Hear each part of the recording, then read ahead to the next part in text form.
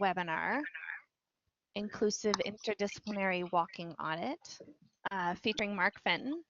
We're going to have about an hour and a half today with Mark to learn more about this model of engaging communities to be healthier. And I just want to note first that I'll be moderating today and inserting some comments about some of the materials we've been working on in response to the feedback we've gotten from our accessibility ambassadors on the walking audits and how they worked last year. So we're going to be getting those materials out to you, and as Mark prompts me or as I need to, I'll insert and just provide some insights on what's coming your way for the year 2 and use of the walking audit models in Montana communities. I also want to note that this is going to be an archived webinar, and that means it's available for you to revisit as you plan for a walking audit, let's say 6 months down the road. It may be a resource that you invite others who will be participating on your interdisciplinary team to sit through with you as a planning activity for the walking audit. It's also something that you can engage your colleagues in at your Center for Independent Living to join you in helping to plan for these kinds of events. Not everybody could be on today's call, so we will be sharing this archived version as soon as possible with our current ambassadors. I also want to note that today we have our real-time captionist who is providing the captions for today's webinar, and that will be part of the archived resource for you guys to use.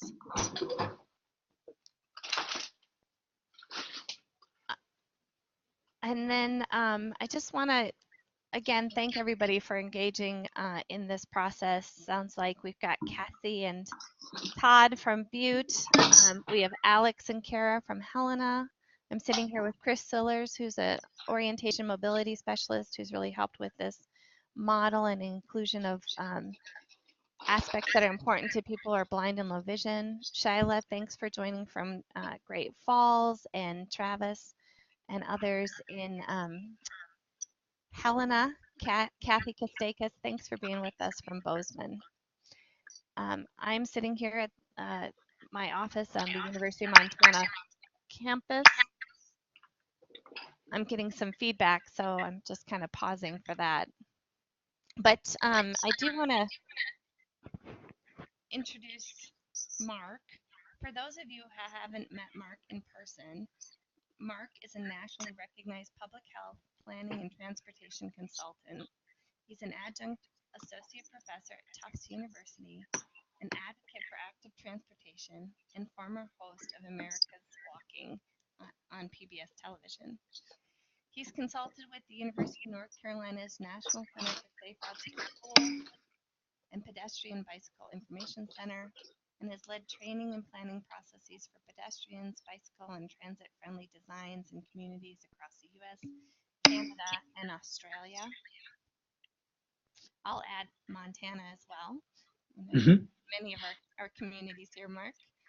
In the U.S., much of this work is as a technical assistant provider to communities funded through the Centers for Disease Control and other healthy community grant programs. He studied engineering and biomechanics at Massachusetts Institute of Technology. He has his BS and MS, and is a U.S. Olympic Training Center. Hey, Meg. Yeah, Mark. Meg, folks are having a little trouble hearing you. You got a little distant. I don't know if you moved. Yep. Is that better? Yes, that might have been distance from the mic. Yep. So stay in that position or whatever that was you did. Thanks, Mark. No worries. I'm sorry that I interrupted. No, that's great to hear.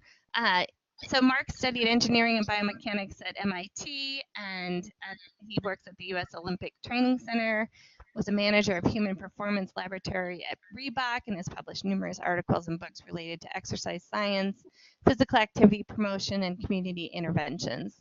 He also tries to practice what he preaches, having served on his community's planning board and walking and cycling for as many routine trips as possible. And I just want to add that Kathy Kostakis has provided tremendous leadership to building active communities in Montana and has really identified Mark as a partner on these activities throughout the years. And in her leadership role has really invited the disability and health program, the partners on the call today, the webinar today, myself, to be involved in all of those activities from the beginning. So I think that's why we're here. I think this is a pretty unique iteration of the work that Mark has done. And I really thank you, Mark, for being open to taking another step forward today in really making the inclusive walking audits available in Montana. I'll just turn it over to you, Mark. Thank you so much, Meg. I really appreciate it. And it's funny, that was a very kind introduction, much too generous. And I was going to make the point that it astonishingly, and I say this only because I don't think it's what people would suspect, I feel like Montana leads the way on this work. And I say it's to say that people might not expect it, because when you talk about walkable communities or communities that have lots of bicycling, you hear right away about Portland, Oregon, and Boulder, Colorado, and the great bike sharing systems that have gotten launched in places like Washington, D.C. and Denver and Boston. And so you hear about these big urban centers, and sort of it's very bi-coastal often when people talk about walkability and bikeability. But I would argue that Montana, you guys initiated and agreed. Kathy has taken just a unbelievably instrumental leadership role in this for over a decade. With the Building Active Communities initiative, I've had the great privilege of visiting a number of the communities that you've worked with across the state, large and small rural communities, your larger cities, to really build environments that are supportive of healthy lifestyles first and foremost. And now more recently, this notion of making sure that when we do that for absolutely everybody in the community, that we're fully inclusive, and that the disability community, for example, is not just sort of represented in the conversation, but is actually becoming increasingly instrumental in making sure that we get it right. And when I mean get it right, my standard for that is, we aren't creating a place that supports physical activity unless it works for literally everybody in the community, every age, every income, every race and ethnicity, background, every level of ability and or disability. That's when we get it right. And I think you guys are as tuned into that as anybody in the country. So my privilege to get to continue to work with you on this. Having said that, a little bit of context for everybody listening in, that I've been doing walk audits around this country for 20 years now, I realized recently, and it's sort of crazy to think that, but I have been leading these workshops where we get out and walk around the environment and talk about what we can do to increase opportunities for routine physical activity. So that is, walking or bicycling or taking transit to or from the store, to school, to a friend's, out for recreation or leisure. And by the way, we often and generally do include opportunities for healthy eating. So we think about not just physical activity and nutrition. That's sort of the health lens when we go out and do these walk audits. It's only more recently, and in no small part thanks to the work with Montana here, that we've really gotten more thoughtful about being fully inclusive in that process. So it's easy to get out there and say, oh, there's a sidewalk or there's not a sidewalk. It's more challenging to say there's a sidewalk that actually works for everybody in the community, right? So, okay, maybe there's a sidewalk, but are there curb ramps? How's it located? What kind of cross slope? Does it really meet ADA design guidelines? There are a lot of good questions about that I think we tended to gloss over when we started with this movement, that we're being, I hope, far more thoughtful and effective about now. So the idea is to do walk audits that have an interdisciplinary team, a team that leads the walk, that is from a bunch of disciplines, public works and planning, perhaps engineering, from the health community, maybe from local advocacy groups. You might have a bicycle or pedestrian advocacy group, elected officials, and indeed specifically the disability community, to make sure that perspective is included. And we've done some of that with you guys. I was privileged to do a walk audit team training in Helena that you see photographed here is one of those images from that workshop. And now, more formally trying to develop a process that this gets replicated by lots and lots of people. We can't just have to have Mark Fenton or Dan Burden or one of the supposed experts come every time we want to do a walk audit. What we want is lots of people capable of engaging these at the community level. So that's really what the story is. Having said that, the slides that we've created, this PowerPoint, one of the requests out of the people that have been doing this work so far in the state is, it'd be great to have a sort of a boilerplate PowerPoint presentation that we could use before we go to lead a walk audit. So I'm going to present this to you as that, but the first 30 slides of this are that boilerplate with the following caveats. One, I don't expect anybody to ever use it precisely as I've just created it and that we're presenting it to you today. We would give you full license to take photos out, put other photos in, choose to use some slides, not all slides. In any given circumstance, you might find some of them are superfluous, and that you also need to add something very specific about a particular topic or an issue you're going to run into on the walk you're about to go do. But we hope that this would act as a starting point, that these slides, this deck of slides would act as a starting point. As Meg alluded to, there are about 6 or 7 documents that we're also going to get out to you, many coming from your recommendations, that we hope support this process, that make it easier for you to do this whole thing. I'll talk about those at the end. So first, I'll walk through the slides, this PowerPoint, that might be a template for you to use, or at least some portions of it, before leading a walk audit. And I hope it tells the story well. And then at the end, we'll talk briefly about some of these additional materials that we, Meg and I have been working on that we hope will also help that process. So having said that, I often find that, if you've got a mixed group in the room, you've got some local stakeholders, the business owner down the street, the person that runs the housing, the public works director, maybe they've never done a walk audit before, the engineering department. So you'll see that I do some explication here as we open up. So what is basically a walk audit?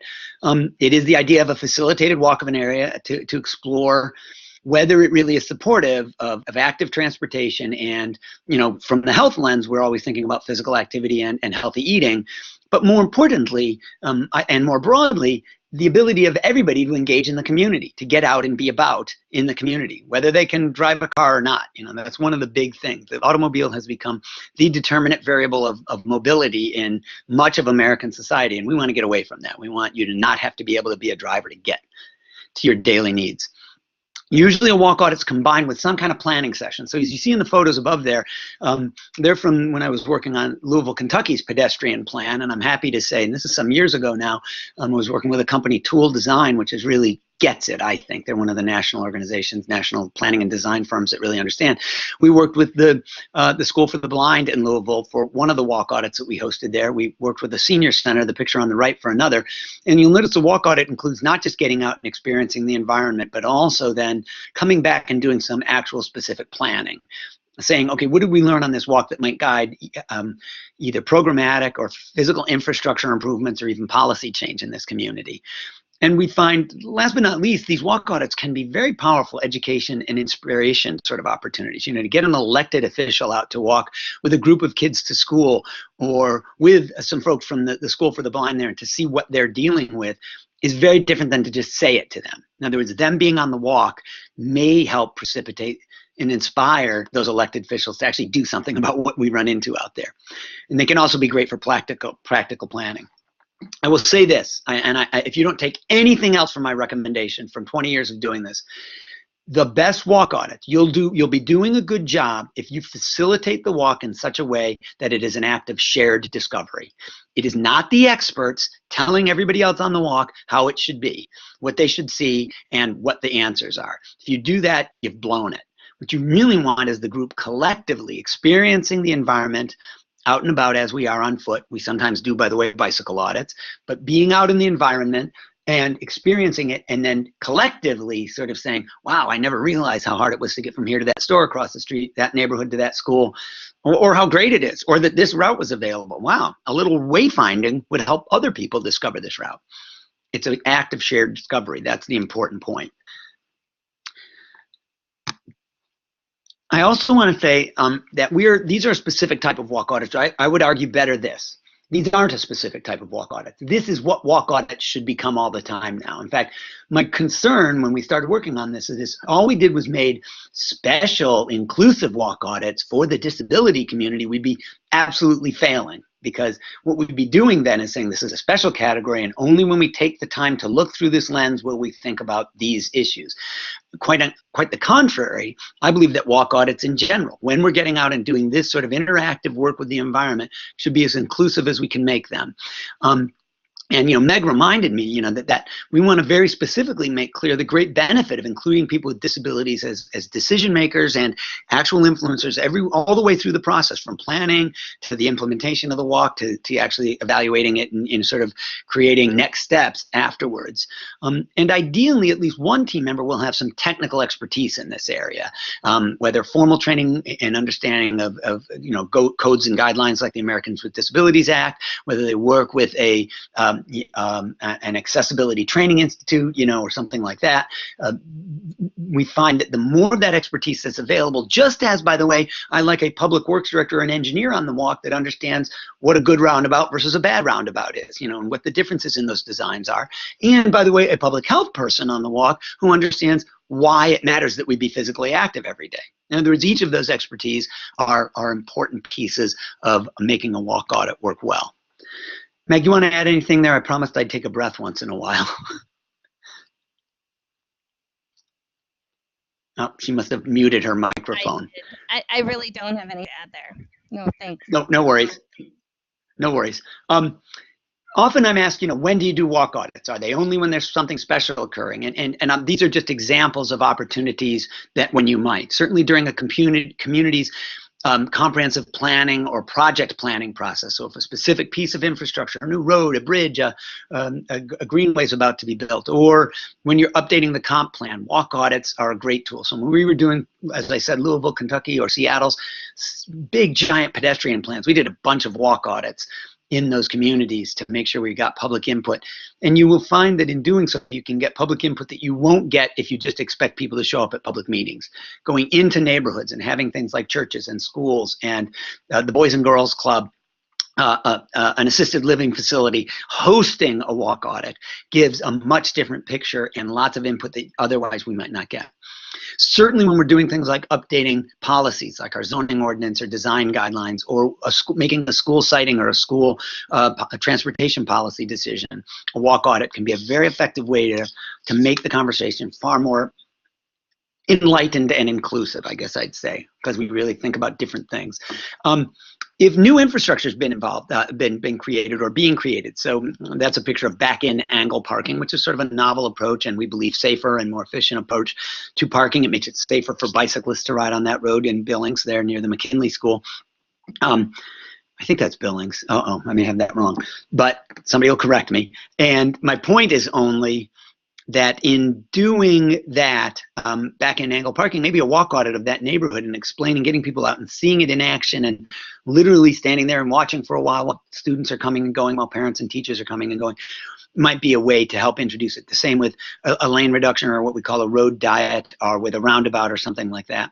And last but not least, public health people have historically done lots of events to promote physical activity and healthy behavior. Let's have a walking event. And my inclination is, if we're going to do that, turn it into a walk audit. In other words, let's just go walk 2K, 5K, whatever. Let's go, while we're doing that walk, look at the environment through these eyes and think about how does it work for everybody in the community? What can we do to make it better? So that we don't just walk on the day of this event, but that we consider walking much more often. So if I were going to have a walk to school or a bike to work week, I might make those implicitly also audit events where, as people do those walks to school, bikes to work, whatever, we ask them to also assess what's good and what's not working in the environment and how might we make it better. Normally, early in the process of a workshop, after explaining those basics, why are we here, what are we doing, what's our goal? Yeah. I just wanted to, can you go back to the back-in parking? Of course. So we've been working through some of this, and I'll share these photos from the other day that Chris and Travis and I were driving around, and this is the interesting part about, the important part about inclusion is when we look at this really innovative back-in angle parking. If we do that with somebody who uses an accessible van, there are design criteria that maybe aren't part of what we're rolling out as we look to promote this parking. So if I'm with Travis and we're backing into the back-in parking and ramp comes out, it literally uh, needs a different kind of curb ramp. It has to be interrupted curb, or else the ramp that comes out from the van just doesn't work. It's on an unlevel uh, surface, curb and road.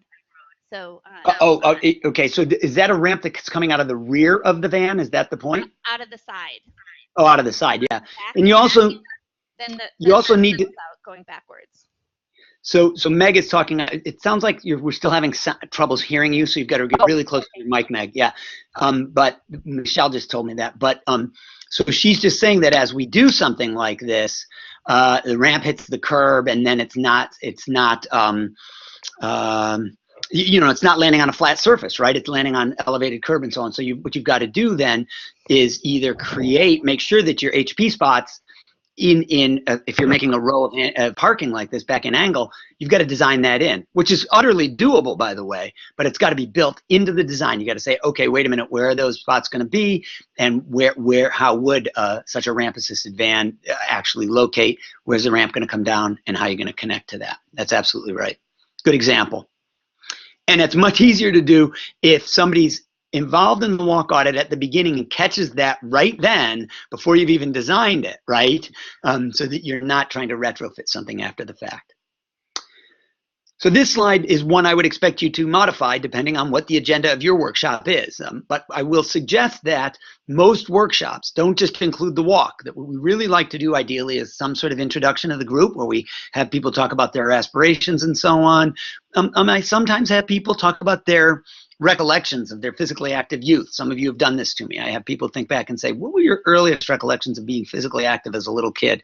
And frequently, people remember what I call being a free-range kid, running around the neighborhood, riding bikes, playing, not being constrained by the environment, but actually being encouraged by it.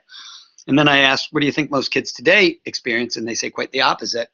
It's an interesting context to start this conversation because it has people thinking about what would it take to rebuild a world for free-range kids, and for that matter, adults and seniors and everybody, right?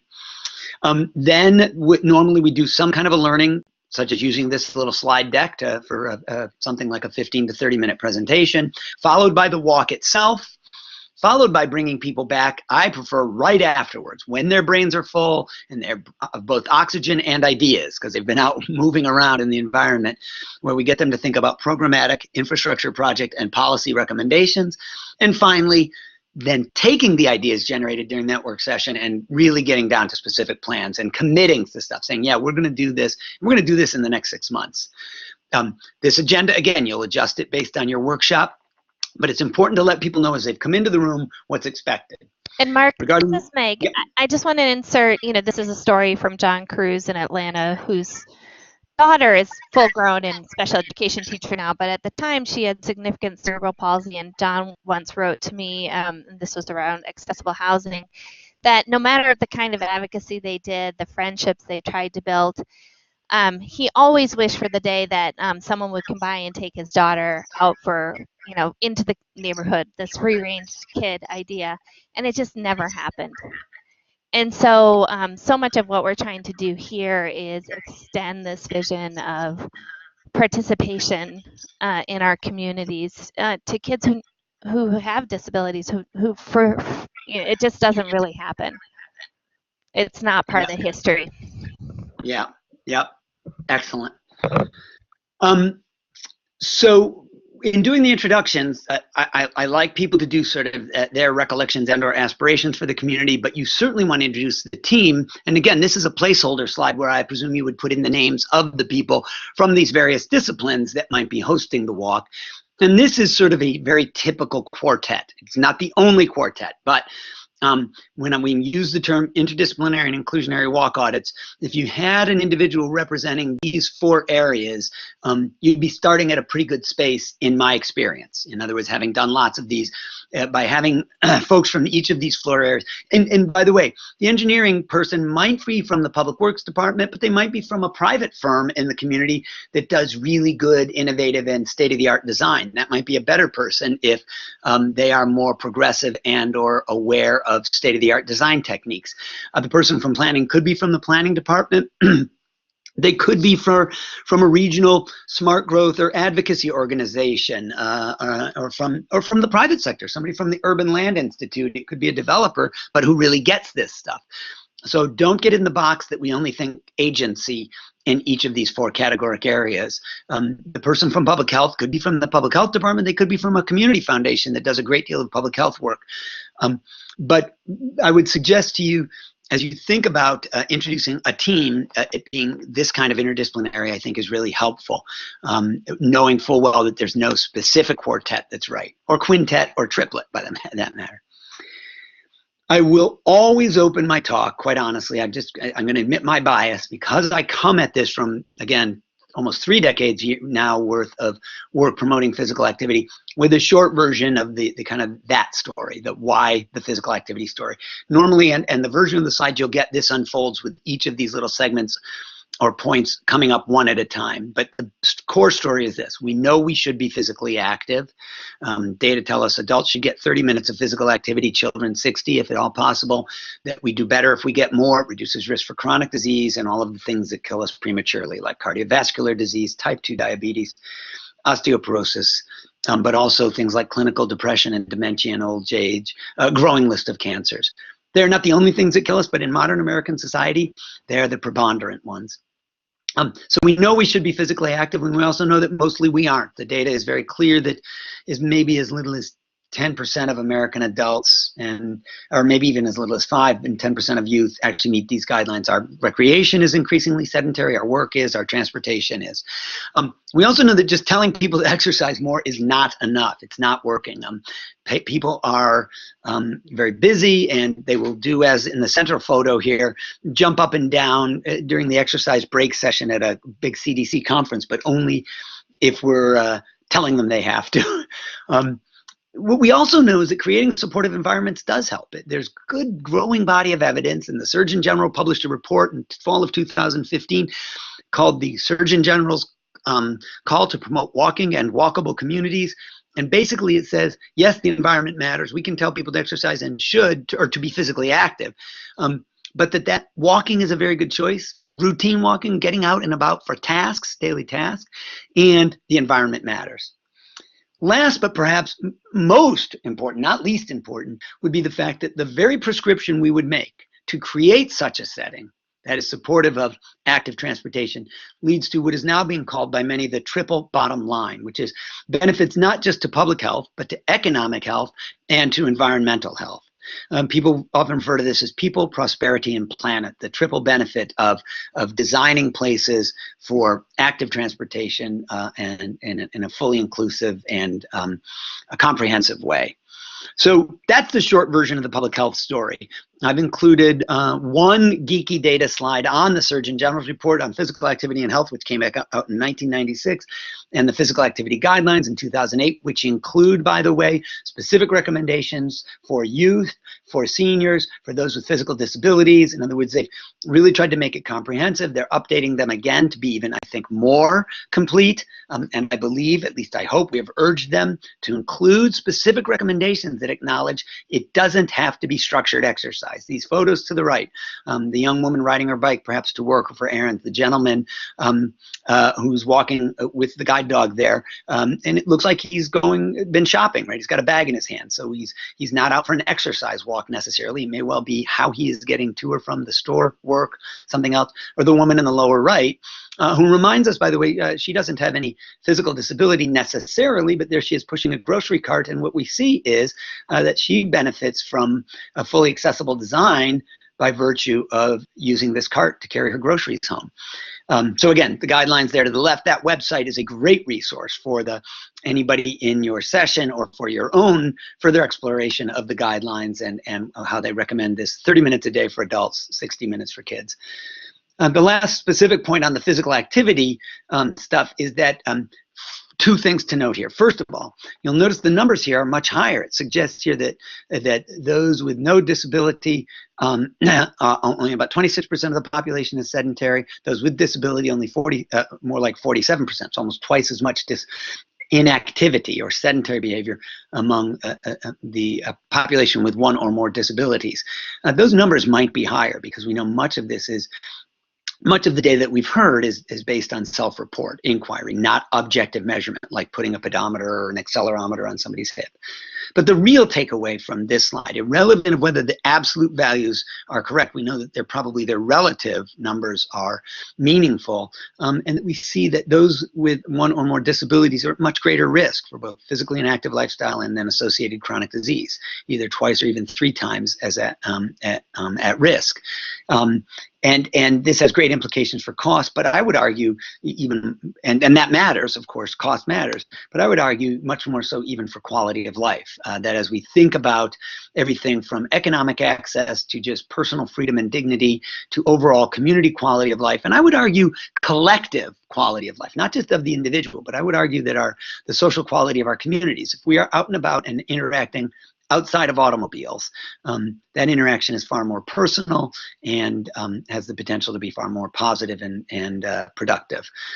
So it's easy to talk just about the numbers, but I think Meg was kind enough to remind me that you know, and I know this, right? I live this viscerally when I make my case for walkable communities.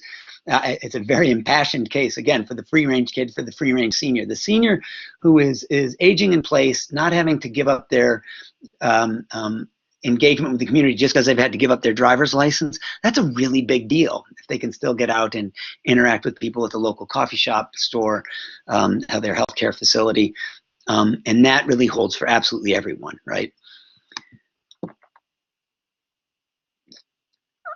You should ask, okay, where's the research? And at least the attendees at your conference, at your walk audit should. Is there research? Is there evidence about what makes these kinds of places? Settings wet, which encourage us to be more active, to use the active transportation choice more often. And the short answer is yes. And some would argue this is a great simplification, and I think it's a fair one of the research that's out there. On the website at the bottom, activelivingresearch.org, good resource for this. But basically 4 things characterize environments where we tend to see people making the active choice, navigating the landscape under their own power or outside of an automobile more regularly. And that is a variety or mix of destinations or land uses, a quality and connected bicycle, pedestrian, and transit network. The details of site design when you get to a destination reward you rather than punish you for showing up without a car. And it is safe and fully accessible for absolutely everybody in the community, as we've alluded to, ages, incomes, abilities and disabilities, backgrounds, races. Everybody feels comfortable being out outside of the automobile or a motor vehicle.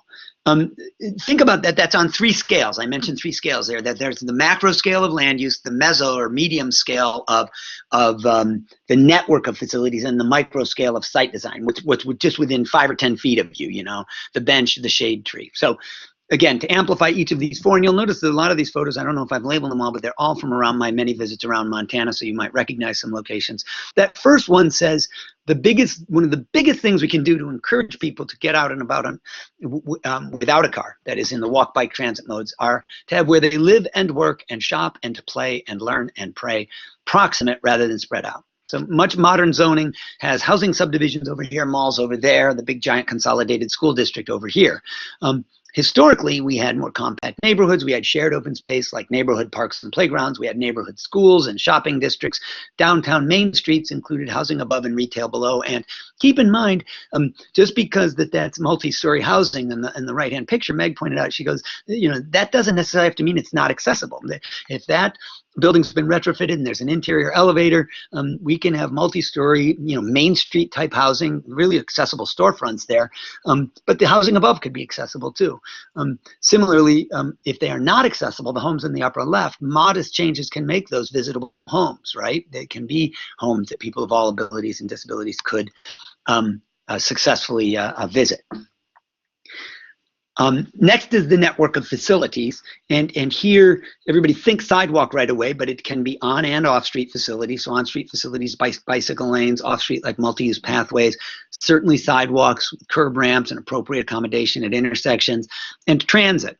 And what we know about transit is regular transit riders do tend to get more routine physical activity, and the details matter, sort of frequency of service, obviously accessibility, affordability, all of those matter.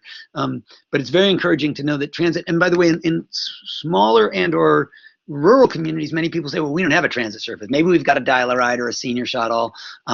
But what if you have yellow school buses? You have a form of transit, right? That's still a form of mass transit. And it can affect physical activity rates.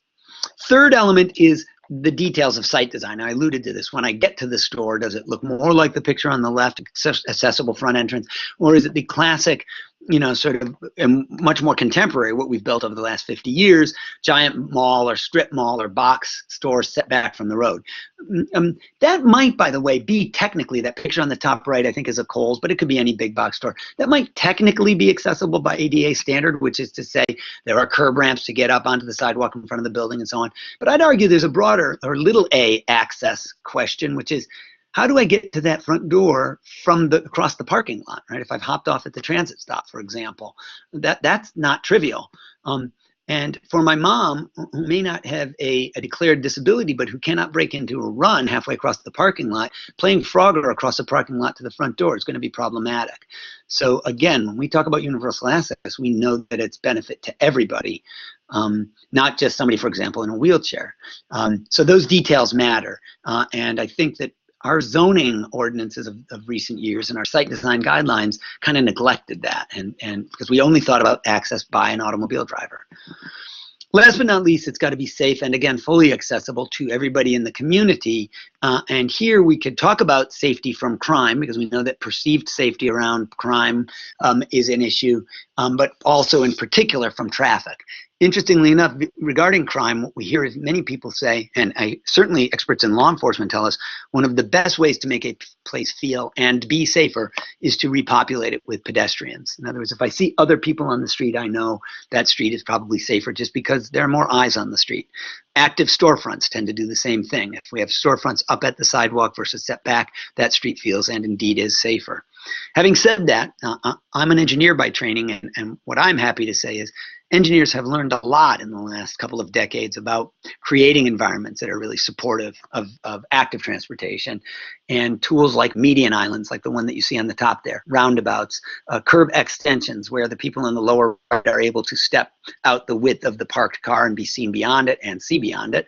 That radius of curvature is a little tightened, so turning vehicles move more slowly, and indeed the crossing distance is shortened, right? I'm in the road for less time if I've got a curb extension like that. Picture on the top left, a median island there, and you'll notice the detectable warnings as the person comes from this crosswalk into the median and then departs the median into the other lane before completing the crossing. So that's a well-designed crossing island there. I mention that because I'm going to show you a picture of another median crossing island in the lower right. In the top left is a really nice crosswalk. You'll note that there are 2 curb ramps heading into each of the crosswalks, not one curb ramp in a 45-degree angle, right? We'd love to be able to illustrate this. So one of the reasons we included this in the slide deck is so you have such a picture. You may have a much better picture of an example.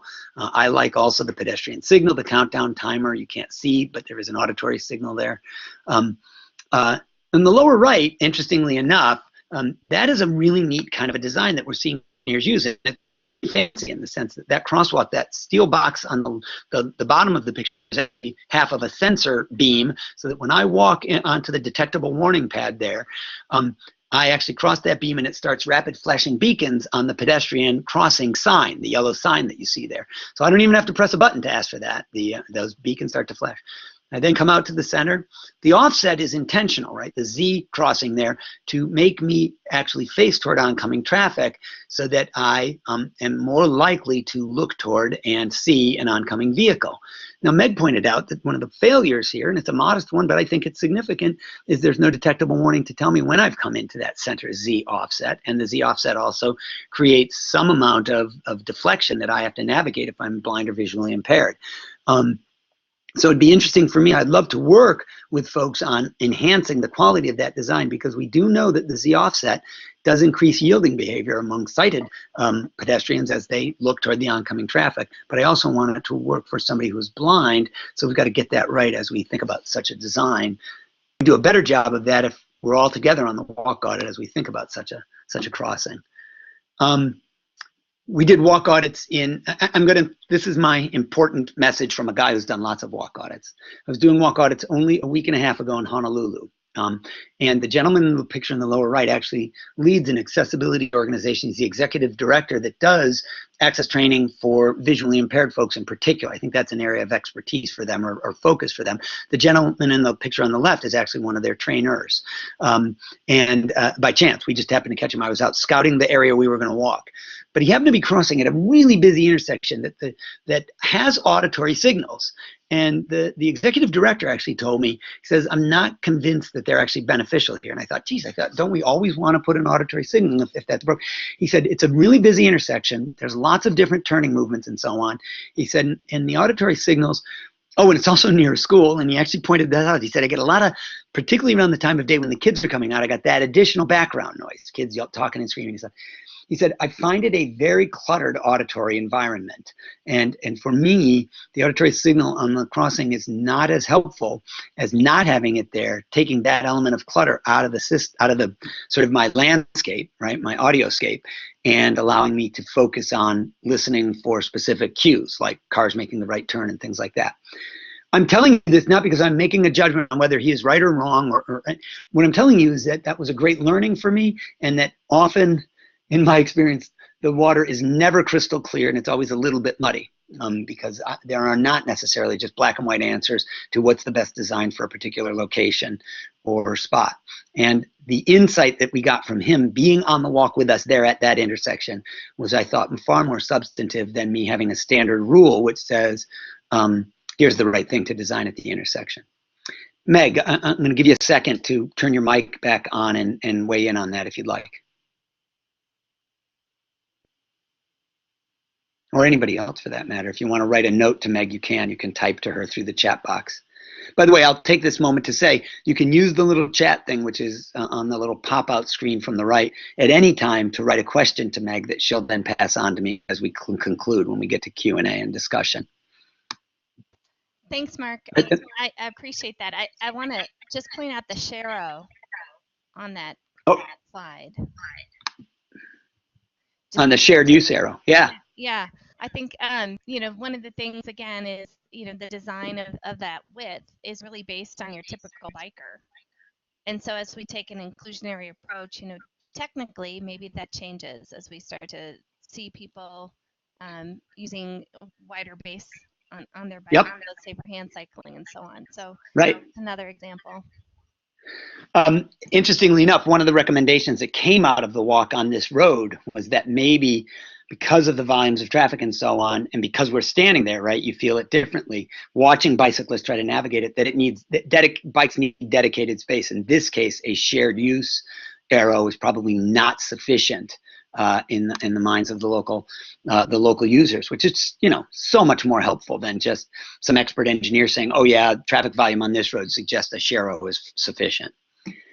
So I just went through some slides that sort of summarize those 4 elements of active transportation design.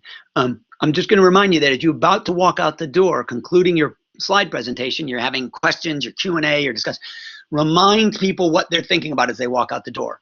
One of the materials we're going to send out to you is an example of a map that we often hand out. And it's a very simple map. I usually just go to wherever we're doing our walk audit and grab a picture off of Google Maps. I'm admitting that right now, both the satellite photo and often, the schematic map. So they can draw notes on it and say, oh, this was a crossing that was problematic. Here'd be a cool spot for a little connector trail to the backside of the school. But I also cue them on these 4 elements. Because here's what happens. My experience, and I've had it so many times I can't tell you, we get out on the walk and everybody just starts talking about the darn sidewalk, how wide it is, how bumpy it is, where the curb ramp is good or bad. We get focused on only what I would call the meso, the middle scale, the network, the facility that I'm on. We forget land use. People are forgetting to get their heads up and look around and say, what is there to walk to here? Why is it so far to a grocery store that actually has fresh produce?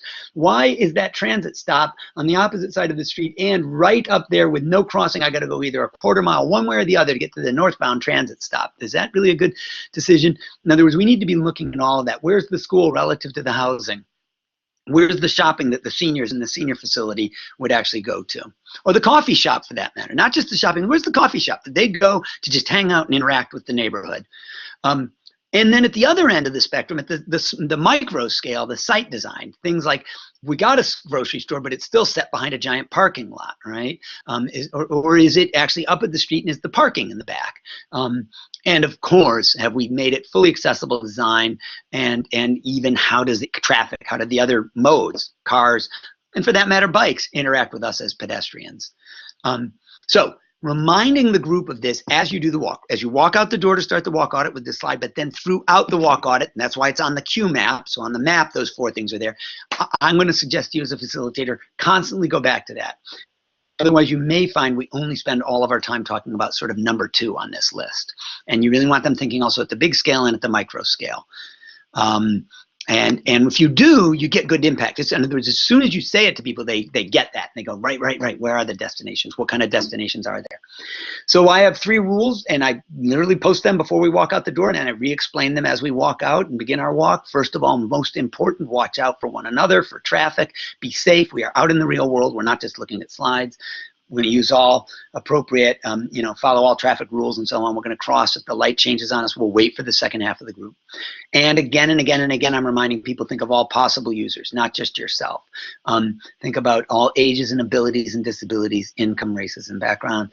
And by the way, I mentioned race. I'll just add to this. I think it's worthy to remind people, you could be walking in a neighborhood where somebody of a different race might not feel comfortable walking. That's very common, and in my experience, but it's also not common for people to talk about it. It's an uncomfortable thing, right? I had a group that was largely white walking through a largely African-American neighborhood in Baltimore, and I felt like people were using kind of code words like, geez, I don't know if I'd walk here at night. I'm wondering about crime and so on. And I really had to tease it out, and I get to say, you've seen a lot of black faces, and you're not many black faces. Is that part of the discomfort?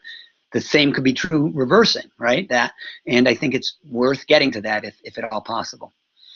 Last but not least, I do have people do a little scoring thing. So you need to know one of the other pieces of material we're going to give you is a little document that summarizes how to do walk audits, and it explains these very things. So all of what I'm saying now is on this little summary document. It's only about 3 pages long. It talks about some of what we're talking about right now. One thing I like, though, is to have everybody be scoring where we're walking on a 0 to 10 scale of supportiveness for active transportation. So in other words, you'd give it a 10 if you think it had everything. Good mix of land uses, good quality connected networks, site design that's inviting and functional, safe and accessible for absolutely everybody. Bang, give it a 10. If it had none of those things, you'd give it a 0. And as you'd imagine, most of the real world is somewhere in between.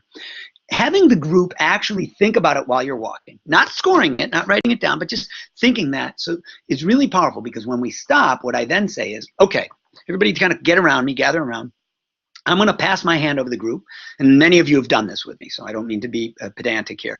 But I'm going to pass my hand over the group, and I'm going to say, give me your number from 0 to 10. Give me a 10 if it's great, 0 if it's yucky, something in between. So people shout their numbers out, 2, 5, 7, 3, 3, 2, 3.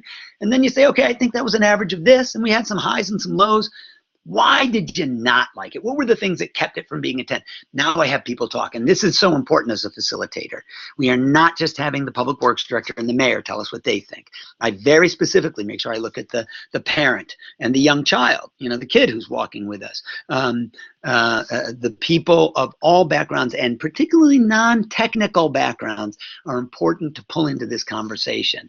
And I would submit, given this sort of focus on inclusiveness here during the conversation, I prefer to weave that right into the conversation. So I don't want, for example, the person in the wheelchair to have to sort of be an outlier and say, well, let me tell you about these issues for somebody in a wheelchair. I want everybody to talk about that. And I want their comments and additions to be just woven right in with any other observations being made. That's what inclusiveness means to me, that it's woven right into the process intrinsically, and that everybody, by the way, is given equal weight. The public works director doesn't have any more authority to make a comment than anybody else does as we're doing the walk.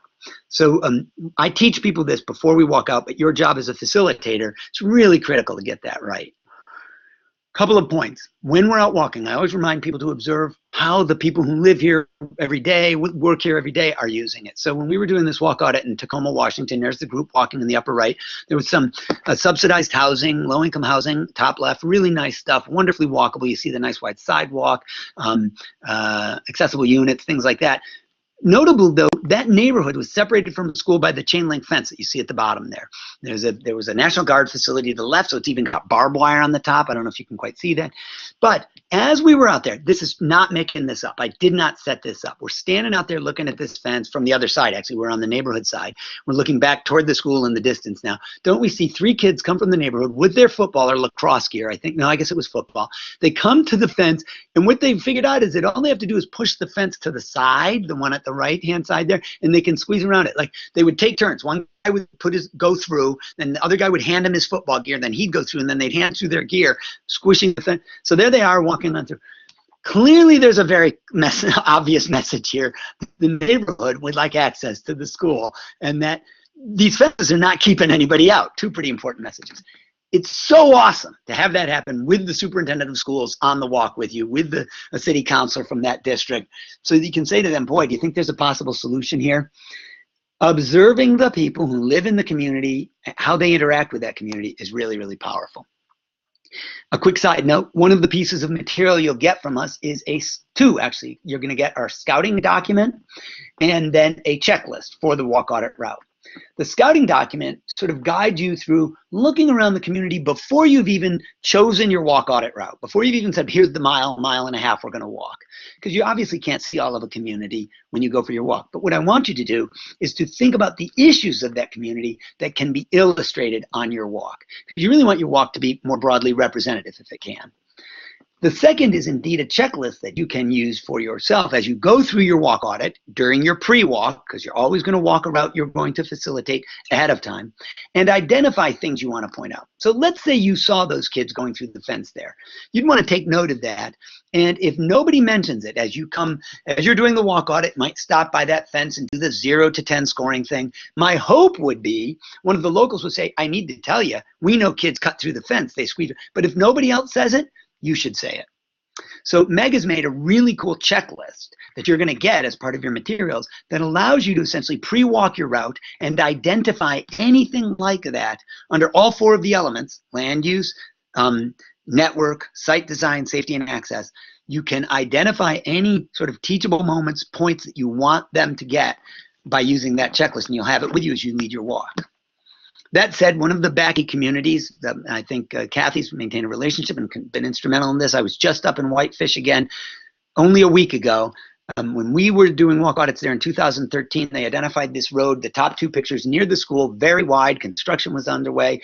They were in the middle of work on fields and things like that, an additional building. They identified this road as really problematic. Cars everywhere, pick up and drop off, sort of chaos. People go too fast. No identified crossings. Well, I went back and visited it just a week ago. Bike lanes, high visibility crosswalks. As you see in the lower right picture, a pathway to the front door of the high school that's identified for bicyclists, so they're encouraging kids to bike there. High visible crossings with the signs, yield to pedestrian and crosswalk. And I'm not saying that walk audit per se made them do all that stuff, but it certainly, I don't think it hurt, right? It helped build awareness and help them think about the kinds of things that they want to do there. Showing pictures like this in your pre-walk talk can be helpful because it gives your participants ideas about what is possible, which is why I include these 2 photos of treatments. The top left, actually, there are 2 photos there. You don't see it because we can't do the unfold. You'll have it when you get these slides. Underneath that picture in Billings, Montana, there's another picture of a temporary crosswalk that was put in with just rubber curbing material and a sign that was used as part of a Safe Routes to School initiative. And then when Poly Road was repaved, they actually put in the permanent curb extensions. In the lower left, there's a picture of a wide open parking area in this tiny little town of Wolcott, Vermont, where they were concerned that cars zipped in and out everywhere, and they created defined entry and exit areas and something of a walkway across this parking area by simply putting in those planters and curb stops. And on the right, just paint and vertical delineators to create a curb extension there. Notably, however, I don't see a curb ramp, right? I don't see an ADA compliant curb ramp there. So that's something they should also be retrofitting in. But the point being, in the case of the lower and right-hand picture, there's a lot of stuff that can be done for short money. And in fact, the original Billings treatment was fairly inexpensive too. And they waited until they were repaving anyway to put in the more permanent roadway treatment there. There it is. And I'm just showing you a picture of a very inexpensive rural roundabout in Goshen, Connecticut, rural Connecticut, to suggest, and the reason I've included these photos is only to suggest I do not allow anybody to say, well, we can't do any of this stuff because it's too expensive, because there are inexpensive treatments and ways to approach this, even as only a short-term trial. We'll do it this way for the first 6 months or a year and see how it works. 2 kids use the crosswalk. If we do, then we'll make it permanent. Better that than to do nothing. And so I just wanted to include some photos of this kind of stuff that allow you to show people what the realm of the possible is. So having done all of that, using whatever of those slides are appropriate for your community, and others, by the way, you may add other pictures to say, oh, I want them to see an example of this, or a different kind of crosswalk, or a more complete roundabout, or whatever, a more accessible ramp to that building. You put those photos in, then we break. We say, let's go walk, let's go experience it. So this is my kickoff slide to that. You get people out the door, you do the scoring thing, the 0 to 10, get people really thinking about it. Now they come back, and ideally you put them right to work, and of course a break, snacks, whatever, but capture their thoughts while they're fresh in their minds. And the framework that we like to use and are proposing that you use is the 3 Ps: programmatic, project, and policy change. And what we're suggesting is that it's very easy for people to think about a program. We should do an educational campaign to encourage people to walk and bike safely, to drivers, targeting drivers. That's great. It's not enough. You need to actually have changes to the physical infrastructure and indeed policy if you really want to be effective. And these are all examples from stuff you have done. Some of you personally have been involved with in Anaconda, Montana, there, where they created a temporary curb extension next to the pharmacy that had just opened an ice cream window, and they wanted to see how would that work and how would people respond to it, and could traffic still navigate that main corridor.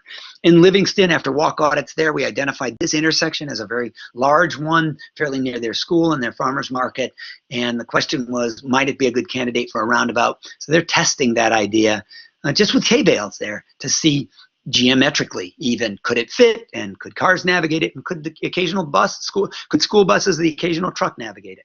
In the lower right, there's Whitefish, Montana, again, where they actually created a temporary, during Walk and Bike to School Week, a temporary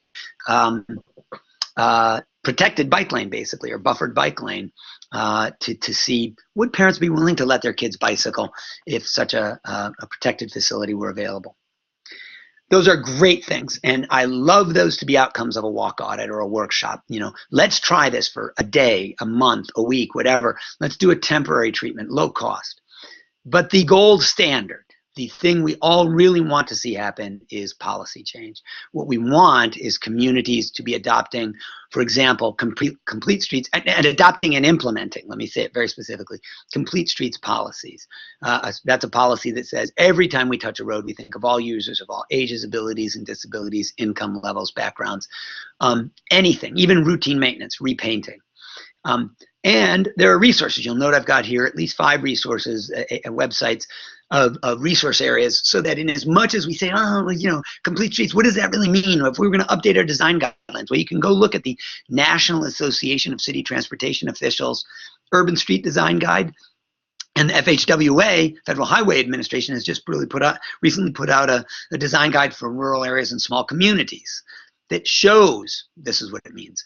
On the right, by the way, that document is a guideline for developing pedestrian and bicycle performance measures. Engineers, when they do something to a road, want to know, how's it going to perform, and we should measure that performance. And the Federal Highway Administration this is really, really important now. They have said the performance measures can be other than just how many cars we move and how fast they go. We can ask things like, do we encourage more walking and bicycling, or do we improve access to retail or to disadvantaged populations? In other words, they specifically lay out those as performance measures of a roadway, that if you get those performance improvements, they can justify making a change to a road, meaning that it doesn't always have to justify widening lanes and adding more lanes for cars. It could be the contrary if other performance measures are the outcome we're looking for. With regard to zoning, more mixed and compact development, open space preservation. There's a website there for Smart Growth America, but many, many other resources there. How about development guidelines that make sure that specifically, we dictate how, when housing is being developed, when retail business areas are being detailed, that they're fully accessible and visitable. And there's from the ADA website, technical resources and lots of others on that. And I want to specifically mention a policy area that's near and dear to my heart, because we have done such a bad job in the last 50 years of consolidating schools and moving them away from where kids live to the cheap land on the edge of town. The EPA has done a beautiful job of creating some recommended school siting guidelines and the Smart School Siting Tool. This tool is actually designed to take a community through the process of deciding, are we going to shut down this school and build a new one, or are we better off actually retrofitting this one? And if we do build a new one, where do we site it? And what happens is it brings in things like health and transportation and access costs, not just how cheap is the land, which is not a sufficient criterion to determine where you're gonna locate a school. So I highly recommend that as a tool. And reminding you, I want to remind the group when we start talking about programs, projects, and policies that they have to talk about policies. That's the eventual long-term goal. When I bring people back in from the walk, and this slide is quite intentionally here to remind them of this, I don't want them all sitting with the same discipline. Don't let all the engineers sit at the same table, the planners, the public health, the disability advocates. They'll only talk about their thing, whatever their thing is. You mix them up and do that quite intentionally as a facilitator. And don't let anyone dominate the conversation.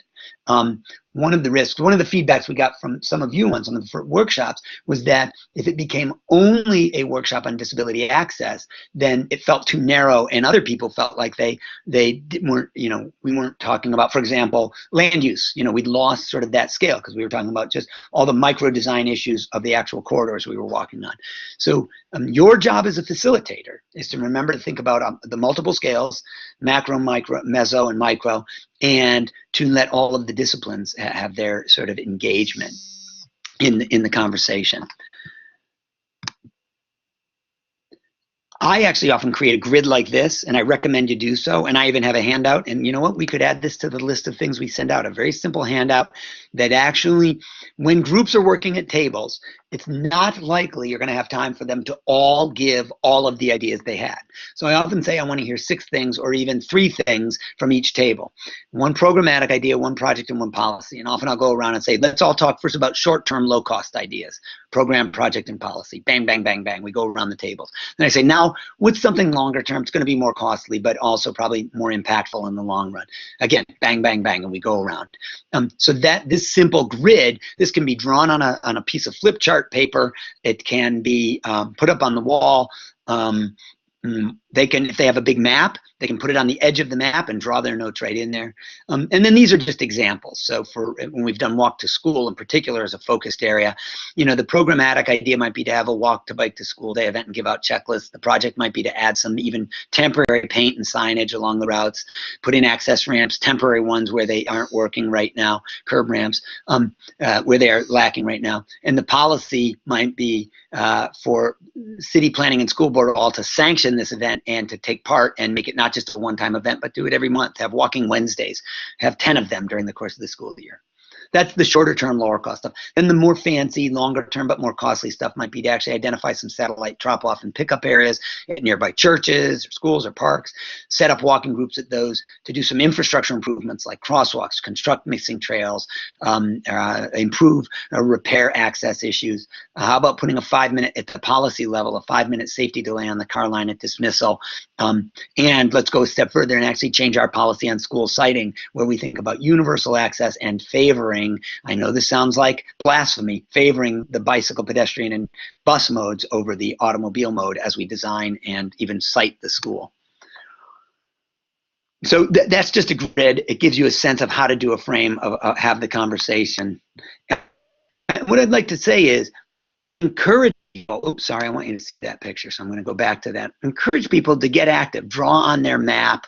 By the way, I make entire teams present. A table of 5 or 6 people, they all get up represent. I want one guy sitting back, his arms crossed, not being part of it. He has to own it. And if he's only willing to stand up and just hold the dang map up, then so be it. You're part of the presentation. Share your ideas, even if it's just these 6 ideas off the grid. But this gives you a frame. The reason I'm including this, you might want to do it another way, but this frame is an easy way to sort of control the report out portion, or to guide the report out portion of the workshop. Encourage them to draw on maps. The pictures on the right, those 3 pictures are from Nogales, Arizona, where I was lucky enough to work with high school students who are, by the way, unbelievably creative. You'll notice the lower right picture, they decided that one major street needed a slide crossing, and then they got into a big discussion. They said, well, it's got to go both ways. There's got to be a slide, because if you want to slide, you want to be able to do it whether you're going north or southbound. So they were going to put in 2 slides counterpoint. They also had a lot of really serious ideas, like greening up Main Street by putting in little corner tree pockets between the parking. And you can see the young man on the top right there writing on the programs, projects, and policies grid that they were creating. If I have one lesson from this, it is include youth in your workshop. They are unconstrained by all the stupid reasons we can't do stuff that we adults believe, and they are unbelievably innovative and energetic. After... Yeah, go. I just want to add, as a ground rule, as a facilitator, you can be underscoring the importance of being really descriptive. So maps are one way to show what you're thinking, but to encourage the group to get to the words that describe what they're thinking. Both includes people who are blind and low vision, may not have access to the map, and I think it helps people to get clear and move towards action planning. Excellent. Thanks. So the last thing we do is do some sharing. They stand up, they hold up their maps or their drawings or their grids, their butcher paper with the 3 Ps on it. And one of the ideas of that is to look for themes and consensus. In other words, I'm not trying to make winners and losers. Quite the contrary, what you're looking for is what's something that every group seemed to identify, or 4 out of the 5 groups sort of identified it. And we all said, and I know this is going to sound Pollyanna, I've never run a workshop where some consensus and themes don't come out. I've never run one where there aren't some core things. And some of that's, of course, guided by me as a facilitator who's put out some ideas that people tend to grab onto. So that's your job, to help the group identify things where there's a lot of agreement. This would be a priority. And then kind of coming up with 2 sort of tiers. First, some early priorities, some of that low-hanging fruit, those shorter-term things, and getting the group to agree on some first, and committing to taking the lead on specific actions, and even saying, and we'll do this by date X. So in the middle picture on the right there in Hutchinson, Kansas, when we did a walk audit, we identified this road. It had been a 4-lane road. Everybody agreed it didn't carry traffic volume that required that it would perform better as a road diet that is a 3-lane reduction, then to get a reduction to 3 lanes, and then you'd have room for still keeping the parking on the sides, bicycle lanes. The long and the short of it is, as we were doing the audit, the public works director said, this road is up for repaving next year. I am willing to commit to doing it if everybody in this group, this interdisciplinary group, will go to bat with me, so that when I go to council, and then when the neighborhood hears about it, everybody understands that we as a collective health entity in the community, representing neighborhood concerns, transportation concerns, safety concerns, that all of us together agreed this was the right answer. Now, it's really important, right? Because if that public works director has to stick his neck out alone, he recommends a 4-to-3 reduction in the lanes, and then everybody goes, oh, what an idiot, the traffic's going to back up, what a jerk, and hangs him out to dry. It's never going to happen. So the walk audit precipitated that consensus building, which precipitated the change that you see in the photo there, that was within a year of when we did the walk audit. In the top right, students identified this as a critical crosswalk in a workshop we did in West Lookout. Got permission and worked with Public Works to paint these high visibility trends, the retroreflective white that you're see, but also these logos, the panthers of the panther paws going across to really increase awareness. And the biggest things that came out of this was the big media attention paid to their painting of the crosswalk. That's great. Early hanging fruit stuff. But what you really want is also, as a facilitator, to identify the big ideas, the harder goals, the policy changes, and identify a team and a leader and a time frame for action. These are really, really important. And I'm going to show you a grid that you might use to facilitate this discussion if you'd like to. In other words, it's possible that you're going to need to frame that to keep people moving along and get them to specifics. I will do this by this date. I'm committing.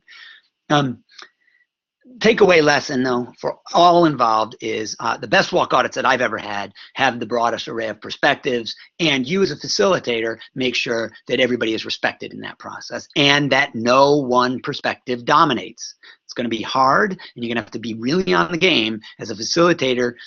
It's a very important thing to do, to engage everybody and to give them time to talk and to be heard, but not necessarily be the only one talking and being heard, which can happen. So that's part of the art, and I suggest that that's one of your most important jobs. Okay, I'm going to take a breath, ask if Meg, you want to jump in here, and then I'm going to talk briefly about some of these supporting materials and that we're going to be sending your way that I've been alluding to along the way here. Yeah, I really want to encourage people to be typing in their comments based on their experience doing the walk audits this last couple of years. I'll just say one of the things that I've noticed in being on some of these walk audits is that for a lot of people who haven't had the opportunity to have lots of interactions with somebody who uses a wheelchair or is blind, the inclusion of those perspectives in a Stay by your formal. microphone. Stay close, Meg. Stay Okay, close to the mic. it's Yep. like right by my mouth, so I'm sorry if it's Okay, not sorry. working well. It goes in and out. Sorry. Okay, appreciate it. I just want to say, one of the challenges for our teams is that we make space for that. If people are really interested about the infrastructure that facilitates access for people with disabilities, that may be something that we think about ahead of time and create some opportunities for further learning that doesn't necessarily slow down the whole walk and get everybody focused on infrastructure and forgetting about some of the other really important aspects of planning a healthy community.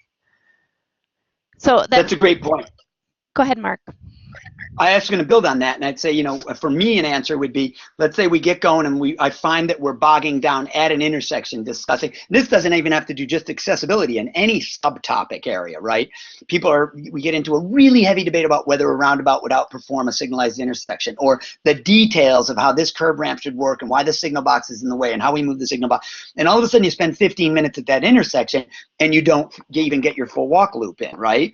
So your job would be, I'd say, good. I'm going to put this in, let's hang on to this. We're going to do a little more work on this. In fact, maybe I can do some research and pull up some photos while you guys are in your work session. I'll often do that. My job as facilitator would be to, let me pull up 5 or 6 slides of roundabouts, talk about what we know about some of the principles of design there. Or maybe I'll pull one person aside as we get back to the room and say, help me with understanding the signal box and the curb ramp and why it ended up that way. Okay, is there an actionable thing we can do here? Good. Is there something already underway we need to know about? Your job as a facilitator is to keep it moving, and then to Meg's point, possibly think about further avenues for action. If there's a subgroup or the whole group says we need to understand more about this specific thing, accessible design on roadways. Good, let's go do that. Let's arrange that and figure out how we're going to do that. Maybe we need to bring in some special expertise to do precisely that. Anything else? Or have you gotten any questions you want to toss out now?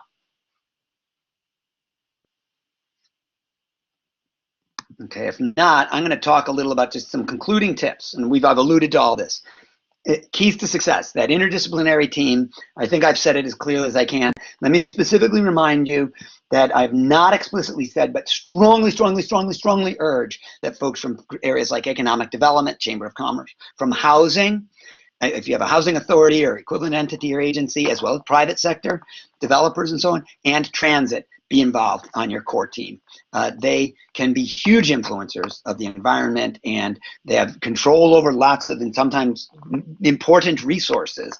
I am astonished at how often sometimes we make decisions about, for example, affordable housing or subsidized housing, and placing it just where the cheapest land is, which on the face of it seems so responsible because it's going to be affordable housing and we want to lower the cost of building.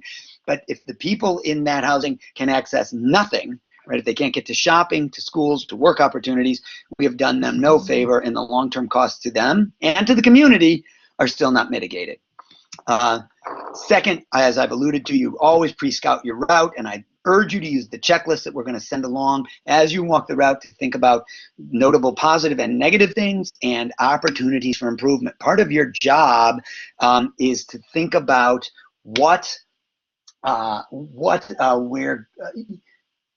sort of where the opportunities are for improvement that might pop up. And if nobody else says it, that this is a possible intersection for some traffic calming, then you've got to put it out there. That's why you're pre-scouting. Again, process of shared discovery and, of course, shared solutions. It's not you or the 4 or 5 person facilitation team telling everybody the answers. It's everybody collectively coming to those. Kathy Kostakis, you just wrote a note that I couldn't quite catch because it went away so fast. Can you share that? Do you have the ability to open your microphone and share it? If I don't hear from you in a moment, I'm going to assume you'll resend it to Meg so we can bring it up. Okay, I'm not hearing you. Hey, so I'm going to, good. Go. This is Meg. I've got Kathy's comment here. I think she's participating by phone. Good. Kathy notes one other aspect that we have not talked about is when there is road construction and helping the local government understand how closing a sidewalk with no other option or direction is especially difficult for people with disabilities, particularly those with cognitive disabilities that might have a travel plan in place and now they have left without knowing where to go and with obstacles of road construction. And then we have another comment from Cassie and Todd after you address that, Mark. Only that that's part of the really important job in pre-scouting, to Kathy's point. So, you want to make sure you don't scout on a Monday and then they've opened up the sewer on a Wednesday when your workshop is planned. Being aware of that so that you don't end up with suddenly. And by the way, I'm not saying don't go in an environment where there's, and I don't think Kathy would say this either.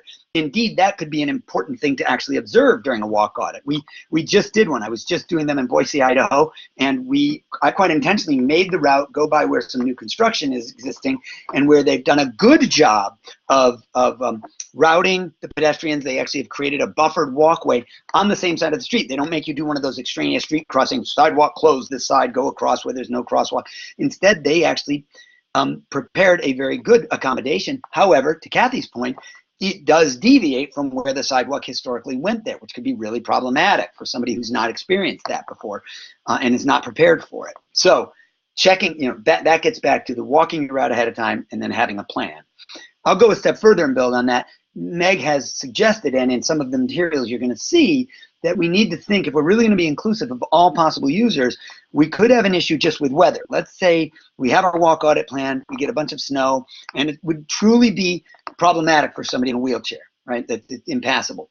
We could create an alternate route. You could create a detour. You could say, well, the one section you're not going to be able to navigate is this. We're going to send a group this way as well, but we are going to let a group walk up this so that we see it and we know how do we repair it, right? It doesn't mean we might not go there, but maybe the whole group can't go there, so we have to create intentionally a detour. We acknowledge we're doing that, bring the group back together.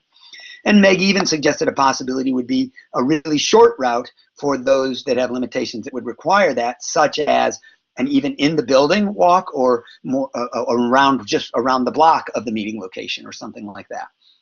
I think the real takeaway lesson from this is you as facilitator need to be familiar with your route and what you're going to run into. You have to think about all the users and then be flexible and creative in how you create a process that includes everybody, but does not preclude you from seeing some of the challenging stuff that's out there. And in fact, the pictures here I think are not a bad illustration of this. I do intentionally want participants to experience imperfect conditions. They have to know they exist. I mean, you can build a walk audit route that's perfectly accessible and works well for everybody and everything, doesn't teach anything, obviously, doesn't get us to repairing anything. So in this case, one of the points I wanted to make on the right-hand photo was a sidewalk that is immediately adjacent to the travel lane. Is problematic from a safety and even from a simply functional standpoint when it's raining and everybody got splashed, and I was perfectly happy they did because I wanted them to know there's a reason to have the standard for your sidewalks include a buffer strip or separation from the roadway. This is, by the way, in Rhode Island, cold weather environment, so they know that snow gets plowed into that first 1 or 2 feet of the sidewalk as well. We also discovered this little goat trail that connected from the neighborhood sidewalk into the backside of a Walmart or a Costco. And again, I made everybody walk through there, and that's not accessible, right? So my job would be to make sure I have an accessible route to do that, but it doesn't mean I shouldn't show people that the kids from the neighborhood are using this as a shortcut because it's an important indicator of demand, right? It tells me there is pedestrian and bicycle traffic because we saw bikes, actually a couple bikes leaning up against the dumpster that we then came to after going through that break in the hedge there.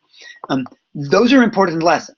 So I think my takeaway for this would be, as a facilitator, my goal when I do this would not be to preclude on myself the group from doing this, but doing it in a way that can include everybody safely and feasibly. Awesome, Mark. This is Meg, and I just want to interject. A lot of what we think about sometimes for community planning is around emergencies. And so, Kathy, I really appreciate your comment. You know, there are small emergencies, and that may be that we have road construction. From some people's perspective, that creates a real disturbance in their life. And how we communicate about emergencies to the whole community may help us to think about how we communicate about road construction and detours to the whole community and do that in a little better way. So I'm thinking about some of the smart prepare alerts that can go out to people who use electricity for respiration or other assistive devices. Maybe we can be thinking about profiles of people who have particular wayfinding support in the community that we want to be really doing some targeted communications around road construction. I also want to mention that Todd and Cassie have been doing these walk audits in Butte. Really would like, Mark, you just to address how you handle people joining on to the walk audit. You mean, so you're walking along, people see this bunch of 9 people or 10 or 15 or whatever, and they go, hey, what are you guys doing? And we're doing a walk audit. And they go, oh, can we take part? Or can we tag along? I'm thinking that's what they're, and that's cool. I'm glad to hear, boy, that means you guys, I consider that success. What I try to do is briefly introduce, and I mean in 10 seconds, say, well, we're doing a walk audit. What we're doing is looking at this environment and how friendly is it to people to being navigating it outside of their cars, you know, walking and bicycling and taking transit. And we're doing a little exercise. And if you guys wouldn't mind, just introduce yourselves real quick. Tell us who you are and where you live, and or what you do, you know, how it is that you end up standing here. And they say that, and I say, great. As we're walking, why don't others please introduce yourselves to the 2 folks that have joined us, and then I try to get right back in the flow. But I invite the group to then, as we're walking, sort of chat with these people and introduce themselves so they get a sense, hey, I'm the public works director, I live down the street, I'm with the neighborhood association, I'm with the access board, you know, bang, bang, bang, bang, bang, like that. And they get it that way rather than bring everything to a screeching halt. I don't know, Meg, if you have other recommendations on that, if you've treated that differently. And Kathy, you've done so many, you might want to just write a quick note to one of us if you have seen it different than that. But that to me is, I don't in any way discourage it, but I also try to be careful not to bring the conversation to a halt. Great, Mark. And I think there was one particular instance where people joined in kind of knowing about it, not being able to do the whole thing, and then really wanting to use the time to buttonhole an official. Yeah, I don't let that happen. I actually, as a facilitator, am, and you know, those of you who've worked with me know that I'm obnoxious and loud enough that I can dominate the situation if I need to. So I'll say, if I may, I don't want to preclude you guys having that conversation. It might be an important one, and I'm not making a judgment on that. We're in the middle of a process here that really requires me to keep everybody's attention because we're doing some sharing, and I invite you to join that if you'd like in this context. Otherwise, we're going to go back to location X, and then we're going to get down and get in working groups, and we're going to get down to more specific details. If you want to talk about the new Walgreens that's coming in at this intersection that you're really worried about, or the, you know, whether or not this is a roundabout, or whatever their thing is, right, their buttonhole thing, and that's fine as we do small group work. But you know, I'm going to ask you to respect where we are only out of courtesy to me, because I've got to kind of keep this whole thing moving, and to the participants who've committed the time to it. So having a little script in your mind as to how you're going to say that, I think is worthwhile, but then not being a shrinking violet.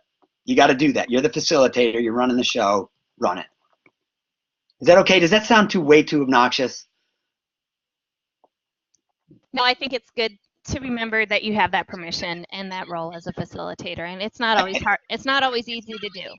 Nope. And in fact, I go more than permission, obligation. You know, these people have given you an hour and a half, 2 hours, 3 hours of their time. If you're going to do a whole workshop, you got to respect that time, and that means you've got to maximize it and work through this process. So it is respectful to everybody in the group to not let it get sort of off track like that. which is not to say somebody might not be able to make an important observation, a quickie. Michelle's reminding me we've got 5 minutes, and it's perfect because all I'm going to do is read down this list of the 7 at least items you're going to get. I mentioned almost all of them through the course of the talk, but I'll just recap. The Walk Audit Pre-Scouting Guide. So that's what to look at in the community quite generically. It's just a guide for what I would call a windshield tour. I love to hop in the car. When Kathy and I have done workshops around the community, one of the first things when we get there is have one of the local people jump in with us, a local health department planner if they can, and the 4 of us go for a ride around, and I'm just snapping a lot of pictures. I urge you to do that because those pictures could be the ones you drop into this presentation if you use it, right? Use local pictures in your pre-presentation. Then the Walk Audit instruction sheet. That's a quick summary of everything we've just talked about, sort of those major steps to the process. The checklist that really I got to give all credit to Meg for creating, which is really, really nice. It's sort of the way I would carry it with me in a clipboard as I pre-walked my route, and it asks you specifically, think about land use, think about retail, think about housing, think about recreation and trails, and specifically, what are things you want to make sure get mentioned? If somebody in the group doesn't mention it, then you're going to bring it out. You or one of your co-facilitators. An example of one of the little Walk Audit maps, which is really just the Google satellite photo and schematic, along with those notes, those 4 bullets of what we're looking for. Mix of land uses, connectivity in the network, site design, safety and access. An action plan template. I'm going to show you that in a moment. It's the last slide you'll see. It's just a little template of how you might guide the action planning process after you've done your group work, and a feedback postcard.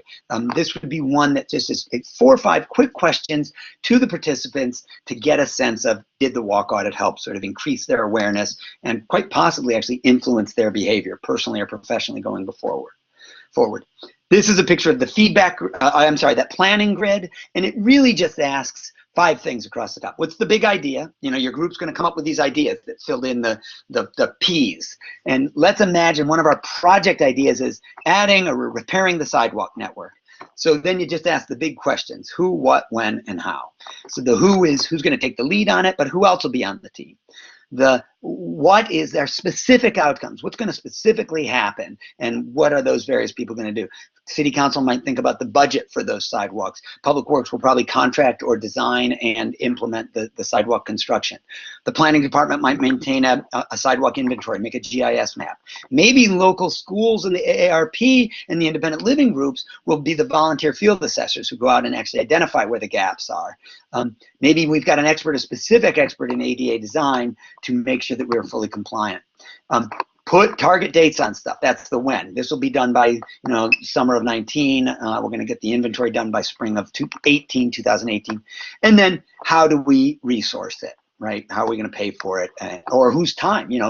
Resource might be volunteer time. It might be a grant. It might be funding. So the point is, this grid is, you could have this up on the wall and be filling it in as you're doing the report outs and people are agreeing on the consensus topics. But answering questions like the who and the when, really important. Okay, you're going to get all these materials. We hope that they're going to help guide you through this process a little more fluidly.